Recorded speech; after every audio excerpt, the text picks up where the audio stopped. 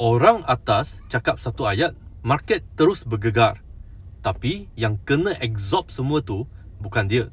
Bukan juga orang sekeliling dia. Yang kena ialah orang biasa dan retail investor.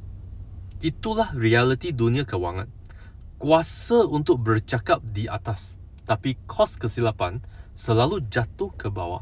Bila tokoh besar cakap situasi terkawal, orang kecil masuk market dengan yakin.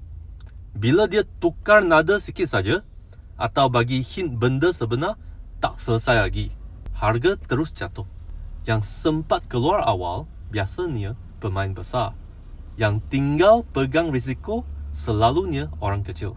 Nampak macam semua orang main game yang sama, tapi sebenarnya tidak. Ada orang pegang maklumat dulu, ada orang pegang akses dulu.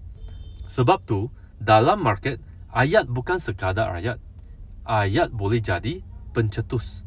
Ayat boleh jadi perangkap. Ayat juga boleh jadi pintu keluar untuk orang yang bersedia lebih awal. Jadi, kalau you dengar orang besar bagi jaminan yang terlalu sedap, jangan terus lega. Kadang-kadang, makin sedap bunyi dia, makin mahal harga yang you kena bayar.